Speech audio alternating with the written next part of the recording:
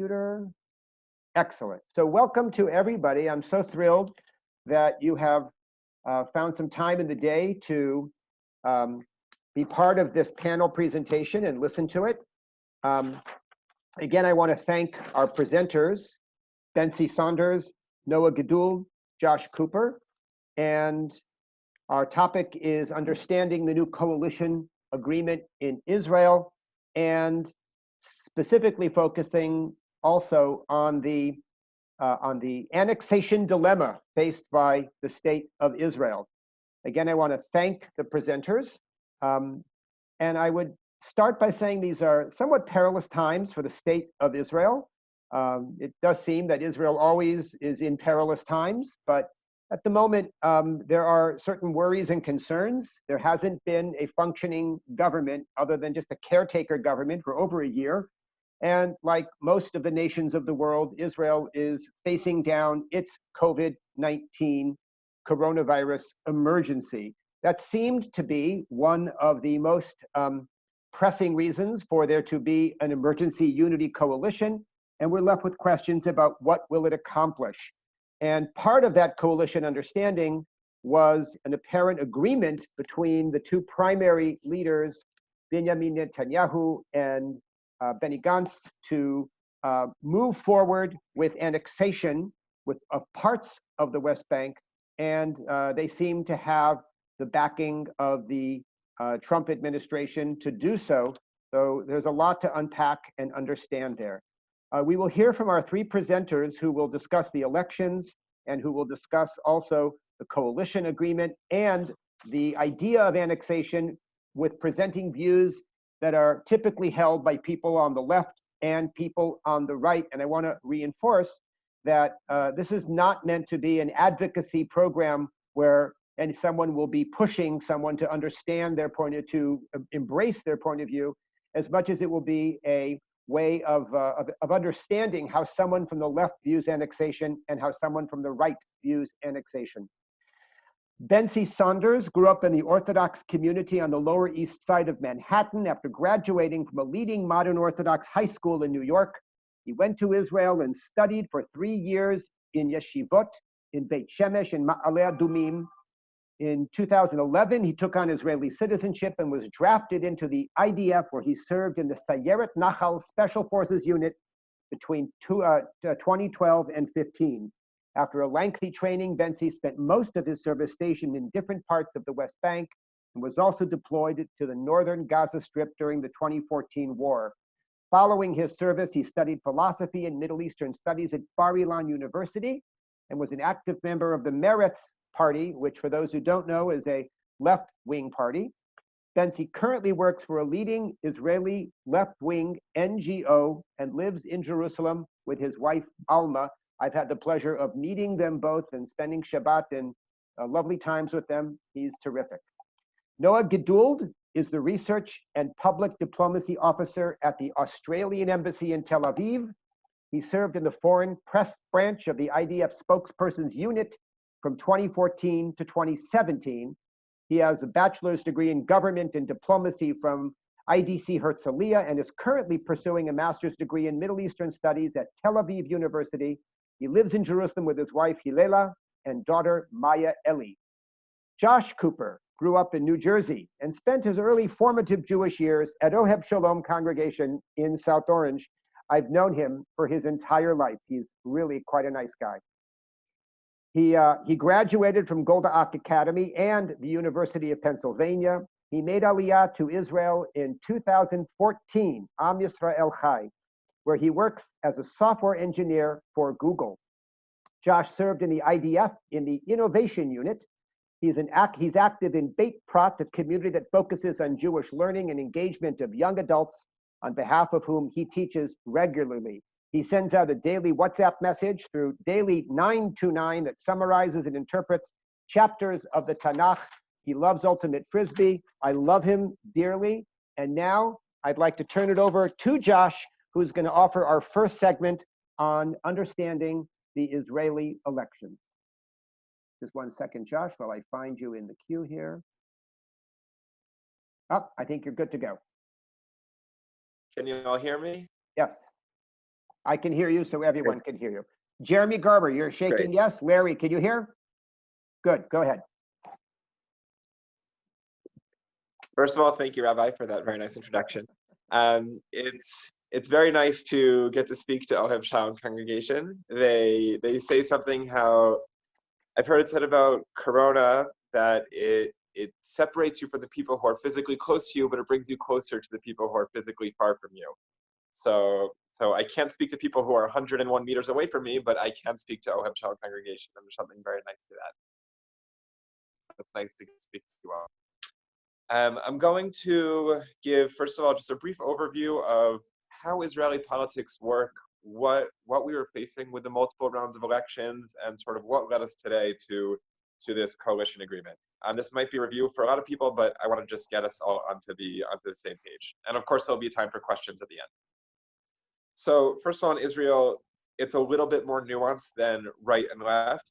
There is typically the right wing and typically the left wing, where the dividing lines between right and left usually fall on security lines, and that relates to how we relate to surrounding countries, what happens in the West Bank. We'll talk a bit more about that later, etc.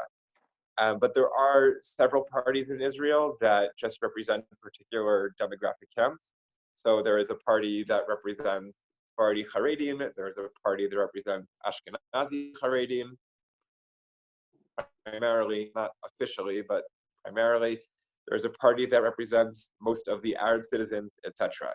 So right and left usually falls on security lines, occasionally on social issues where the right is more conservative, the left is more liberal, but there are parties in there that just represent demographic communities. And typically the right-wing camp, the Haredi camps, Haredi meaning ultra-Orthodox, the right-wing religious Haredi camps have been able to stick together nicely. There are 120 seats in the Knesset, so the reason parties need to stick together is to maintain a functioning government. You form a coalition. So typically, a big party could get something like 30 seats, a small party could get something like 8 seats. If you put enough of those parties together, you can get a coalition of more than 60 seats. Once I have a coalition of more than 60 seats, I can create a government, I can appoint a prime minister, we have a functioning Knesset and a functioning government. So when I say that the right wing and the Haredim usually stick together, that means that when it comes time to make coalitions, they're usually amenable to sit with each other in that coalition.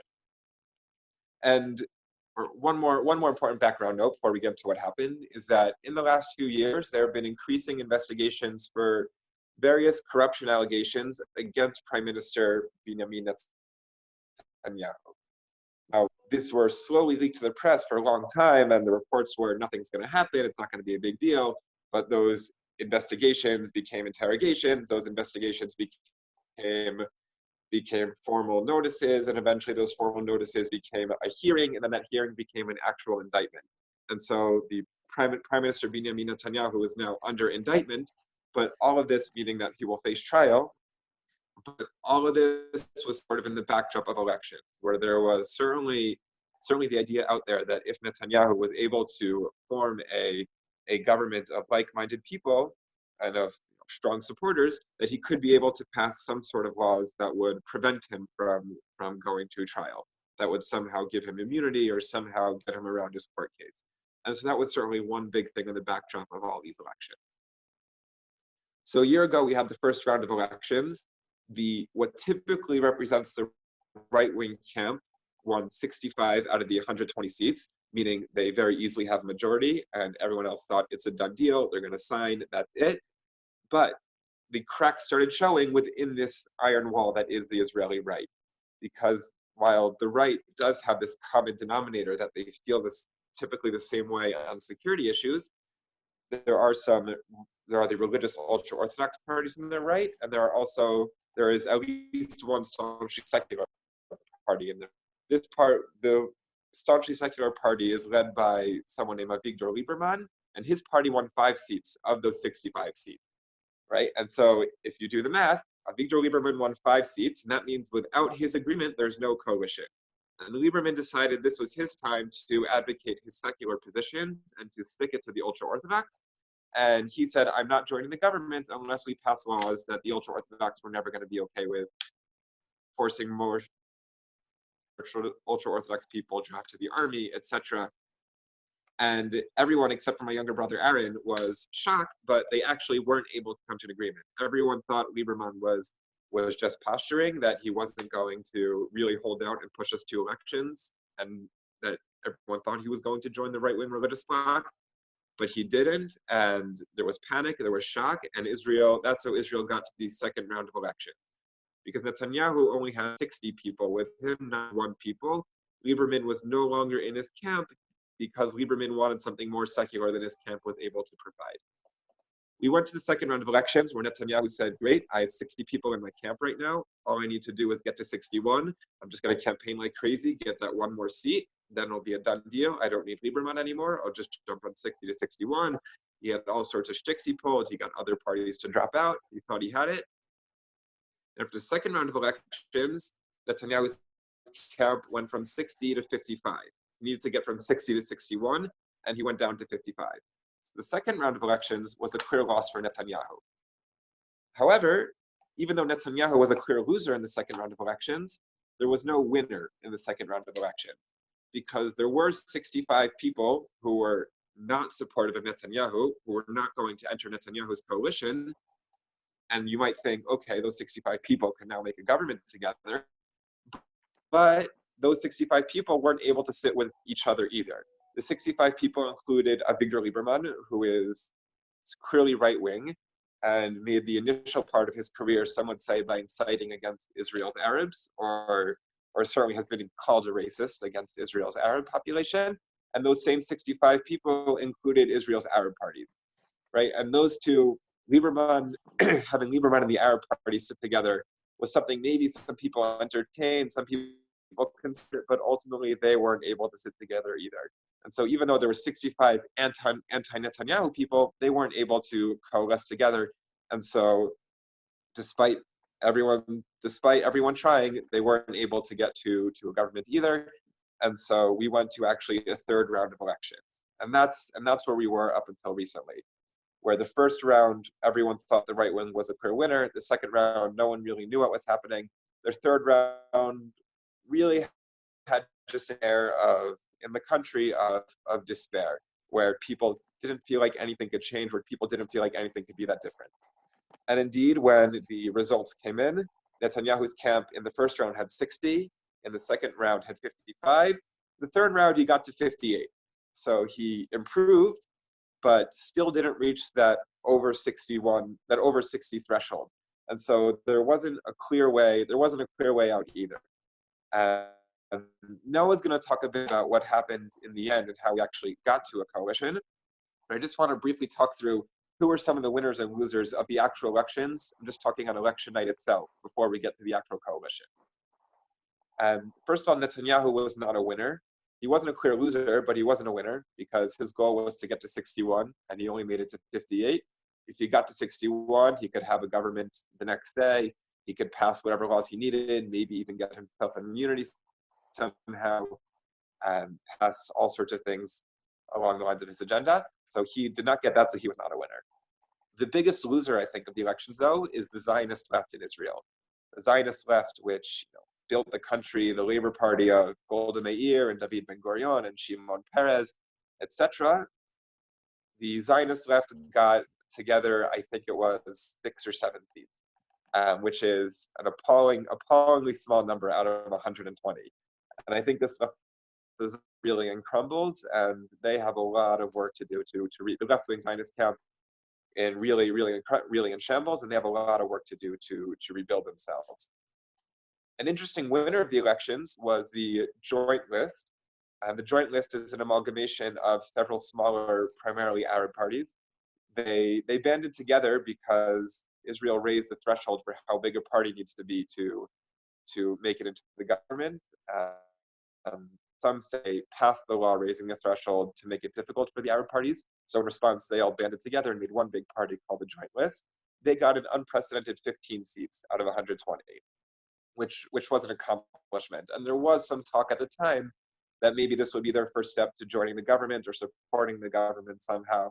Typically, the Arab, or I think in every Knesset that there has been, the Arab parties sit in the opposition. So the joint list was an interesting winner. The last character who I haven't mentioned yet is Benny Gantz. And Benny Gantz was the primary contender against Benjamin Netanyahu. Benny Gantz leads what's called the Blue and White Party.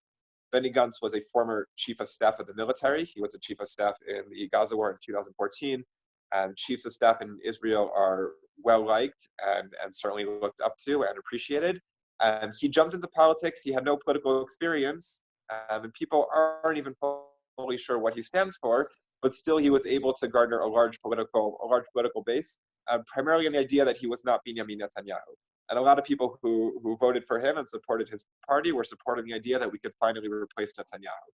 So there is certainly, going into the coalition agreements, which Noah's going to discuss, there's a lot of pressure on Gantz to not sit with Netanyahu, because some would argue that was his primary platform, is that he is there to replace Benjamin Netanyahu. So for him to sit with Netanyahu or accept Netanyahu's premiership would be considered a violation of campaign promise. So that's sort of where we got until today, and where we were when the coalition negotiations started. So thank you, Josh, for that background. I'm going to unmute Noah, spotlight Noah. And now, right, Noah Gadul, thank you. Of course, thank you everyone for this opportunity. I hope everyone's doing well. Chag Sameach, everybody.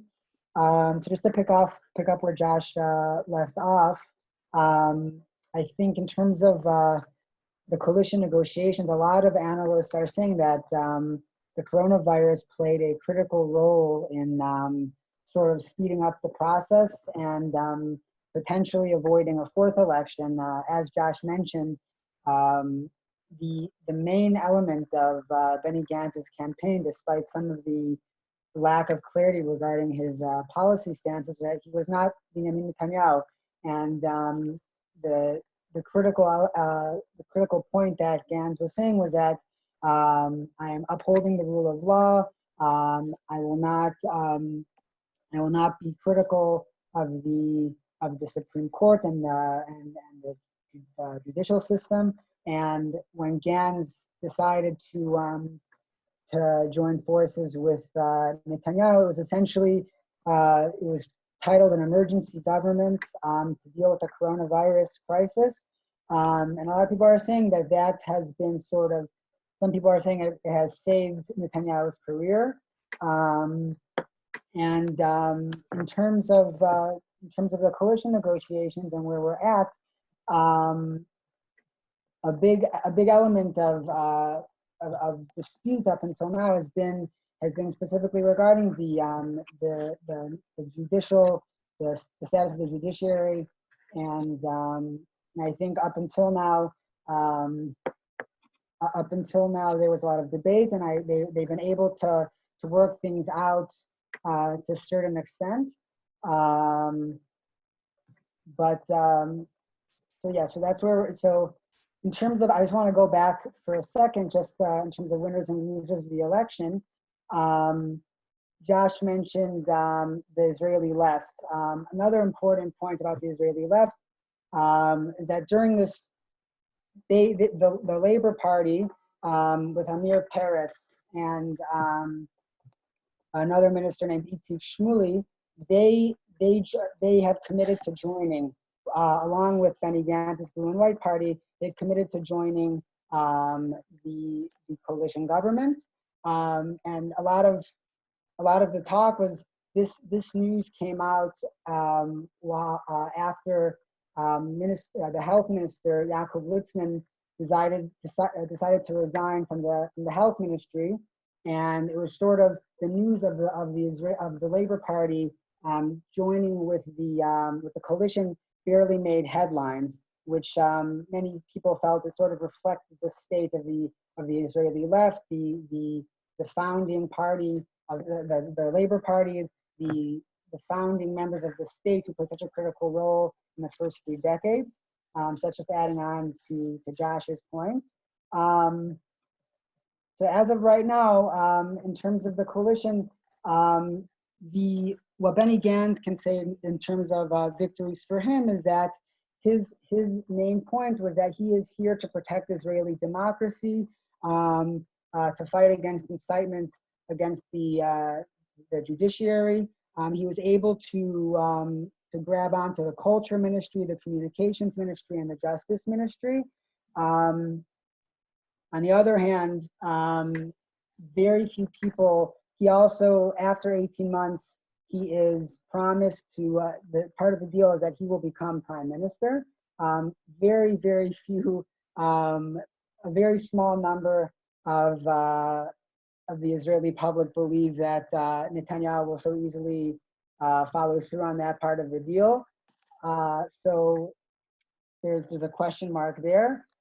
And I think again, just to echo Josh's point, I think a lot of voters who voted for blue and white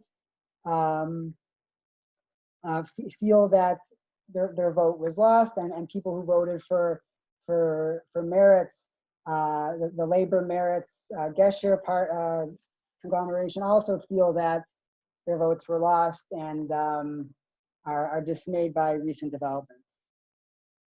I think. Thank you. So, and the last point I would make about election winners and losers is that the historic National Religious Party, which is now made up of a few different splinter parties called Yamina, it had 6 seats in this recent election. Naftali Bennett, who started the Jewish Home, he had 12 seats in 2013, sort of promoting this idea that the Jewish Home Party isn't just home to the religious, it's also home to a wider spread of Israeli society. And a lot of people on the religious right vote for Likud and don't necessarily feel the need to vote for a sectorial party. And I just saw news prior to going on to this call that the Yamina has reportedly rejected joining the government. We'll see what will happen with that. So sort of these two historic parties, the Labor Party and the National Religious Party, which was a key partner to labor governments in the early years of the state, both of these two parties are sort of sidelined in this coalition government that's forming.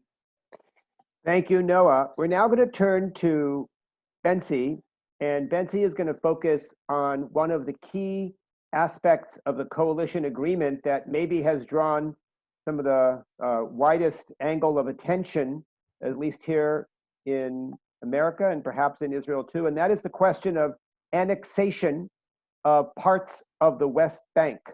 So Bentzi is going to give us some background on that, and just give me a second till I find his screen to unmute him. This is one of the tricks of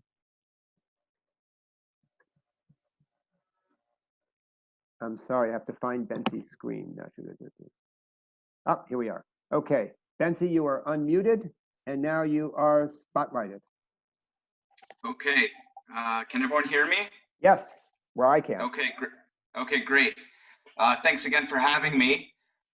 So I'm just going to give a very brief background of the West Bank and the territories that are being discussed for annexation, just so everyone's on the same page. So I'm going to quickly screen share to a map of the West Bank. Can everyone see? Yeah. Okay, so this is the West Bank.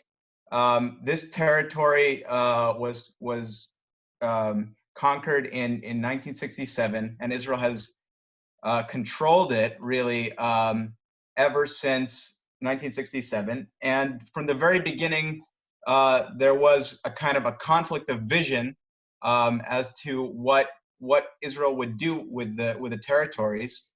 And so here I already jumped to fast forward 53 years to kind of what the status of the territory in the West Bank looks like today. And as you see these kind of red splotches of territory within the West Bank. These are areas currently where the Palestinians have some form of civil control. based on the Oslo agreements, the Oslo process. And you can see they're kind of small in here, but there's lots of little blue, darker blue areas, and these are all Israeli settlements. There are some bigger settlement blocks closer to the pre-1967 lines around Jerusalem, some very big neighborhoods. These are where the majority of Israelis live within the settlements. And then you also see that there are a lot more smaller groups of settlements, bunches throughout the central areas of the West Bank.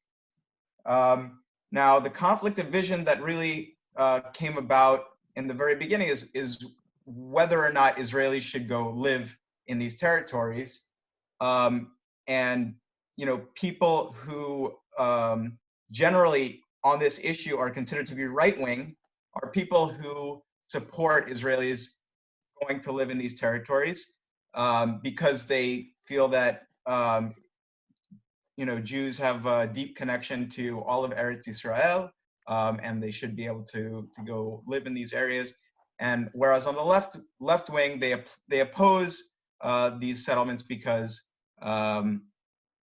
they think that Israel shouldn't control these territories along with the millions of Palestinians who live in them without allowing them to have their own state.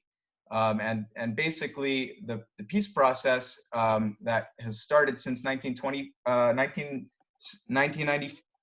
early 90s, 1993, 1994, is predicated on the idea that there will be two states, Israel and a Palestinian state. So basically, I have to zoom out for a second. So basically, a few months ago, when there was a proposed annexation being discussed, this is the map that Bibi came out with, something that looks along the lines of this. Now, annexing the Jordan Valley. And the argument was that this is supposedly strategic. This is an area that is very sparsely populated, both by Israelis and by Palestinians. And the idea was that we could gain perceived security benefit by annexing this area, and not have to directly rule over Palestinians or very many Palestinians. And we would gain a lot of territory and to ensure security depth. Now, the argument against this, which I think has been elaborated by different camps within Israel, Israel's ever shrinking left-wing, contingency, is, I would say, can be divided into two categories. There are the people who oppose the annexation for, for security reasons. And now I'm jumping to a map that came out from a group called Commanders for Israel Security, which is a group of around 250 former Israeli generals who oppose annexation. And basically they lay out a number of arguments why ultimately even annexing part of the territory would ultimately, because it undermines the kind of foundational starting point of the two-state solution, then ultimately we're gonna end up having to be in control of millions of Palestinians who currently live under military rule, but that situation will be made permanent, and then the Palestinian Authority, which is the form of Palestinian civil rule, that exists today will collapse, and then it could this annexation, even though today it's only a few a few 100,000 Palestinians who live in the Jordan Valley in the earlier map that we looked at. Ultimately, this annexation will snowball and end up meaning that we'll have to reimpose military rule over millions of Palestinians, which could lead to escalation and which puts Israel in a very vulnerable position vis-a-vis, the international community. That's from the security perspective. The other argument on the left against annexation is simply one of morality. I'm going to end the screen share right now. Is a question of, is it moral for Israel to rule over millions of Palestinians through the IDF, because no one is discussing offering 3 million Palestinians in the West Bank and possibly also 2 million Palestinians in Gaza Israeli citizenship, which would completely alter the demographics of the Israeli state. So those are basically, in a sum, what are the background of the annexation and what are the kind of arguments on the left against the annexation. Thank you. I'm going to turn it back to Noah and ask you to summarize why someone would support annexation, maybe in your own voice, perhaps even from your own perspective. You might think about this as an answer to the question of someone who supports annexation. What do they think happens next? How do they address the question of Israeli security and the morality questions? How do they address those questions if we talk about formally annexing a large swath of territory of the West Bank? I'm going to spotlight you. It's going to take me a second to unmute you. There you go. And so that's what I would ask you to speak to. Nope. Then wait, Noah. Give me 1 second. Okay, go ahead. Okay, yeah, so to address sort of Benson's points regarding the security aspects and the morality aspects, I sort of divided it into 3 categories in terms of for right-wing arguments. I would say number 1, timing, number 2, an ideological perspective, and number 3, a legal and practical perspective, which also ties into the security perspective. There are a number of different plans. Some are more clear than others. So, for instance, an ideological and morality and a moral perspective. So, somebody like President Reuven Rivlin, who isn't particularly, he hasn't really specified how exactly the plan would work, but he has called for a confederation where the entirety of the West Bank would in fact be annexed, but everybody living in the West Bank would be guaranteed Israeli citizenship. He comes from the tradition of Jabotinsky, somebody who Jabotinsky emphasized, emphasized equality and certain liberal values paired with security. So for Rivlin, I believe in 2017 at a conference, he had said, if we extend sovereignty, the law must apply equally to all. So for him, he doesn't necessarily see a contradiction between the moral elements and the security ideological elements. The fact is, though, is that it's more difficult to actually apply that on the ground. How would that actually work? And then I would say also in terms of, I think also just another important element to take into account is the timing aspect. I think with the U.S., with the Trump administration, they've essentially given the green light within the confines of the Trump plan to annex certain parts of the West Bank. Pompeo on April 22nd said the Israelis will ultimately make those decisions. He was referring to annexation, That's an Israeli decision, but we'll work closely with them to share our views of this in a private setting. And then in November of 2019, he said Israeli civilian settlements in the West Bank are not per se inconsistent with international law. So I think that was a huge barrier for elements of the Israeli right that wanted to still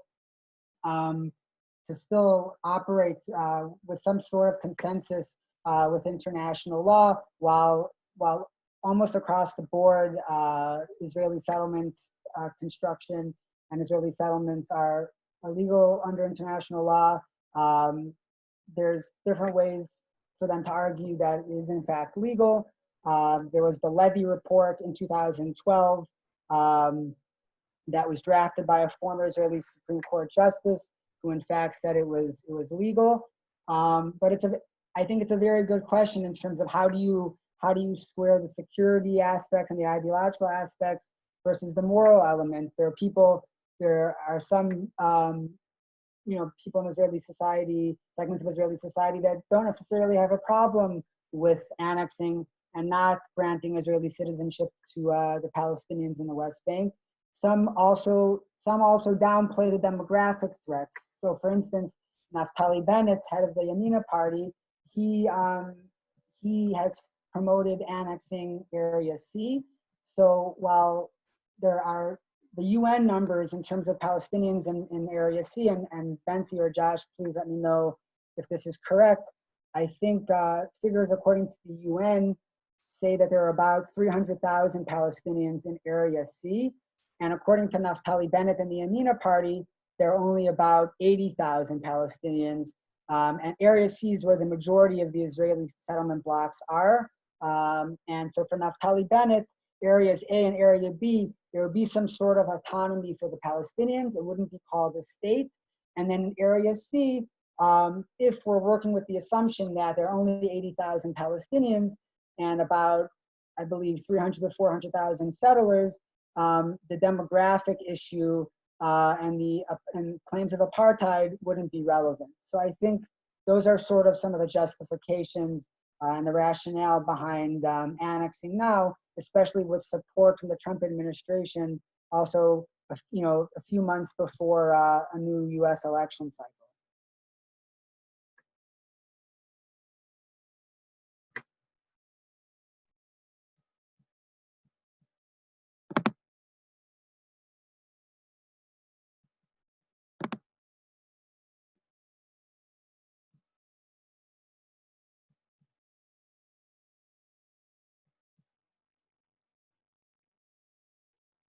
Hello.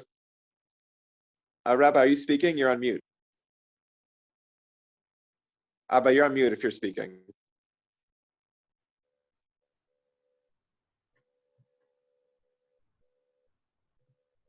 You're still on mute, Abba. I know that. Can you be heard? Can everyone hear Josh? Okay, yeah. Go ahead. You're great. Speaking now. So thank you, everyone. So yes, I think we'll bring it off for questions in a second. I think I'll just give a sense of where we are right now in this moment in time. So like Noah described, the right-wing bloc and part of Benny Gantz's party signed an agreement. Benny Gantz split his party in half and joined the Netanyahu government. Some people who voted for him feel betrayed, but some people feel like it was necessary for Corona to create a government already and not drag us to a fourth round of elections. They've signed all sorts of conditions together in their coalition agreement. Like Noah said, there's going to be a rotation for the prime minister. So in 18 months, Netanyahu is supposed to step down and Gantz is supposed to replace him. Though some people are skeptical and think Netanyahu will find some trick he can pull to stay in power. But all that to the side, right now that agreement is signed, but the government has not been sworn in yet. People, as people typically do in situations like this, who oppose the agreement have appealed to the Israeli Supreme Court, saying that the agreement is unconstitutional or goes against Israel's basic laws for all sorts of reasons. If people want to, feel free to ask, and I can get into all sorts of details about that, about why people are appealing. But fundamentally, the Supreme Court is going to debate this next week.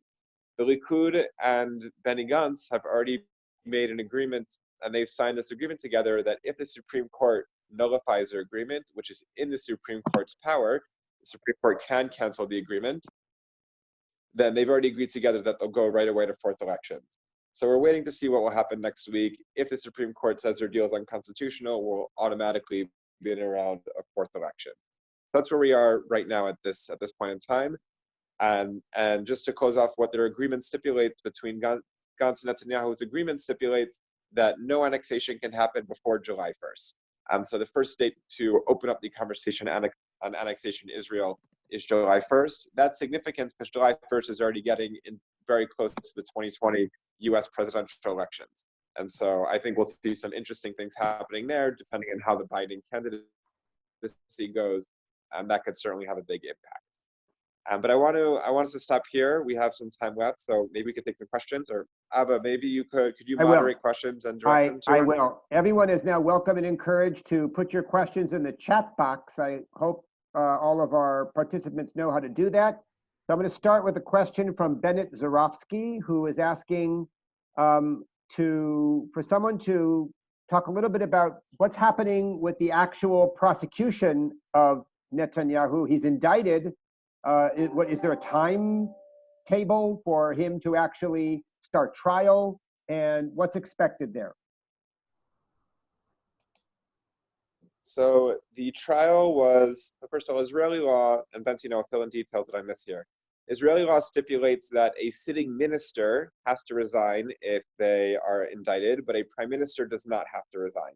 So Israeli law does permit a situation where a prime minister is sitting under trial up until the moment where they are actually convicted. An Israeli trial can take years. So we're likely years away from convictions with all sorts of processes that lawyers could drag it through. The trial was supposed to start a few weeks ago, maybe a month ago, after elections. The Justice Ministry delayed all sorts of court proceedings because of the coronavirus pandemic. And so all sorts of public functions were closed, including lots of court trials. And so it was delayed. It's meant to start sometime a few weeks from now. I think maybe Noah or Benzi know the date.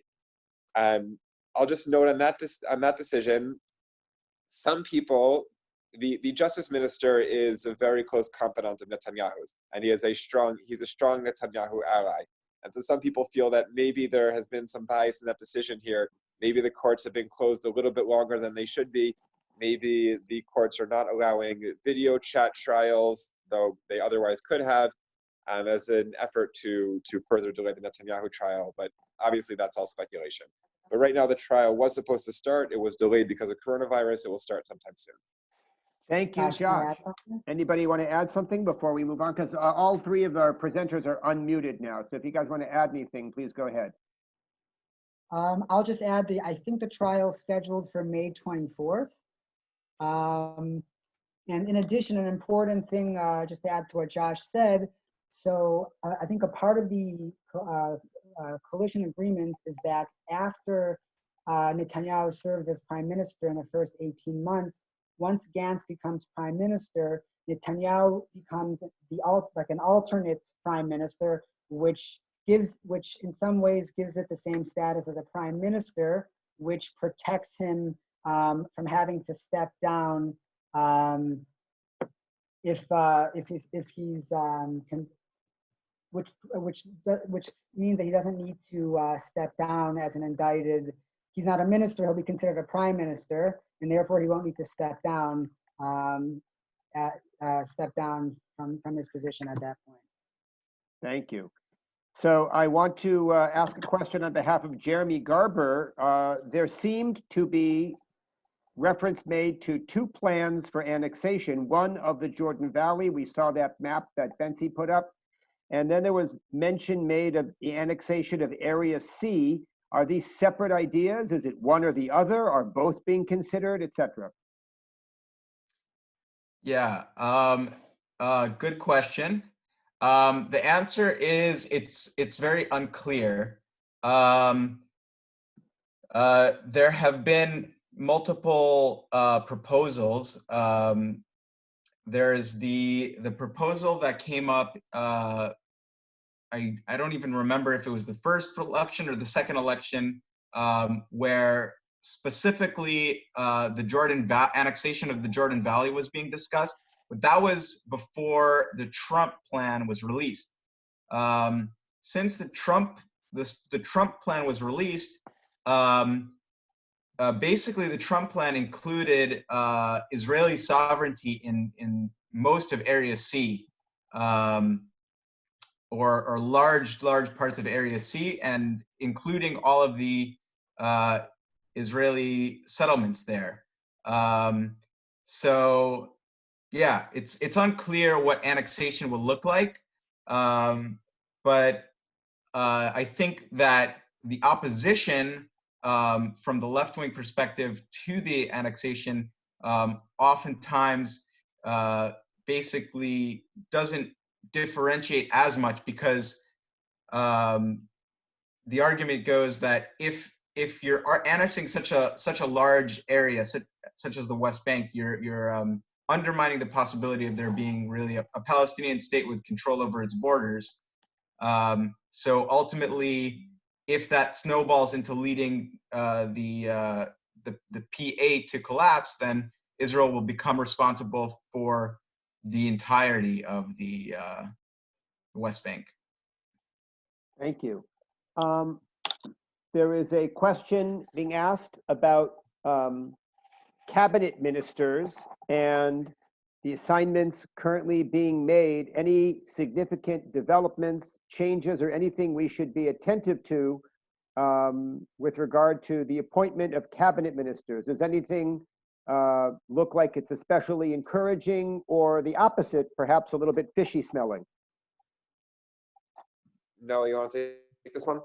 Yeah, sure. So it's interesting. So after Benny Gantz decided to join the coalition government with Netanyahu, Yair Lapid's Yesh Atid party, and along with Moshe Ya'alon's Telem party, which had joined with Benny Gantz in these elections to form the larger blue and white, they left Benny Gantz. They left the unity with Benny Gantz, and it's just Benny Gantz's party, which is now blue and white. And even though Netanyahu's, I think Netanyahu's Likud has 36 seats, and I think blue and white has, I think, 19 or 18 or 19 seats, there is parity in terms of ministries. So a lot of people are very critical of this government, because in a time of economic hardship and the coronavirus crisis, which was the main reason why, or one of the primary reasons why Gantz joined the government, they're saying this is one of the most bloated governments in Israeli history, and it's very expensive, it's unnecessary, and there's a lot of difficulty for Netanyahu to make all these promises to people who have stood by him during these elections. So there's parity in terms of the ministries for blue and white as well as Likud.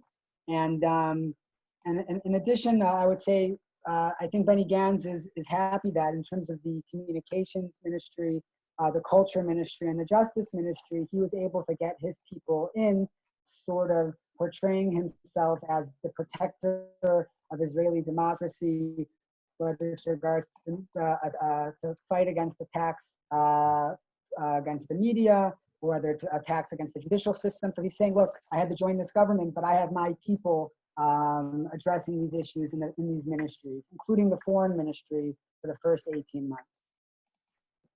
Thank you. I'll add one thing to that, Noah, which is the role of the courts in Israel has become a bit contentious of late.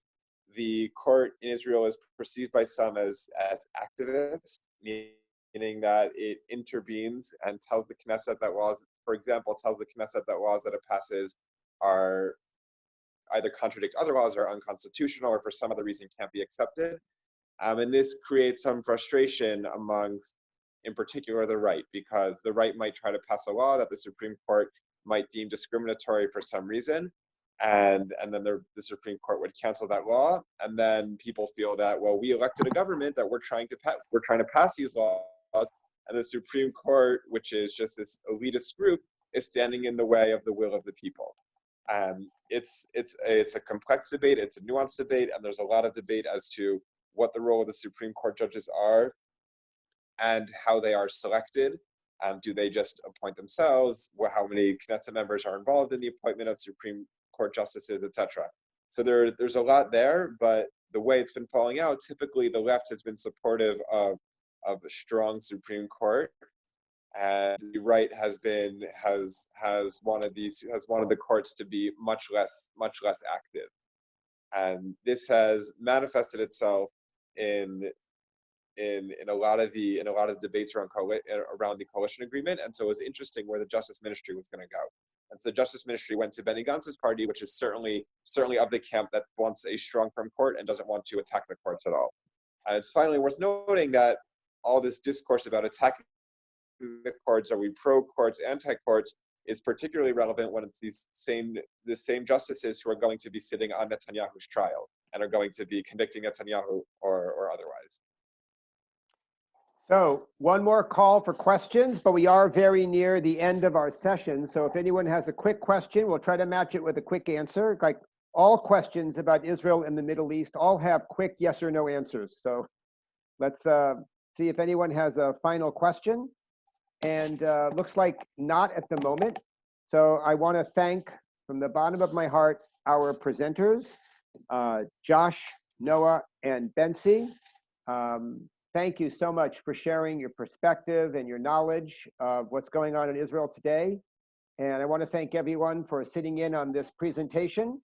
I'll ask everyone to do what I asked the people who are in our minyan this morning. I will ask everyone to spend part of today reflecting on the sheer miracle of the existence of the modern state of Israel.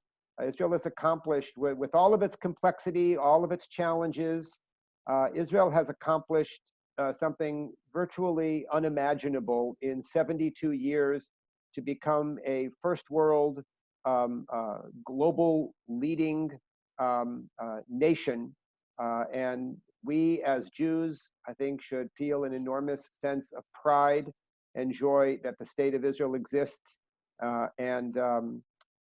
Something we should all be mindful of, especially today as Israel celebrates its 72nd birthday, Yom HaAtzmaut. So I want to thank our presenters.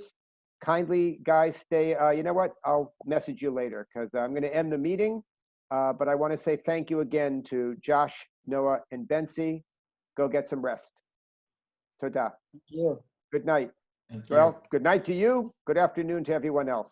Zoom Minyan tomorrow morning at 8, Friday night at 6, Shabbat morning at 9:45. Thank you all. Thank you.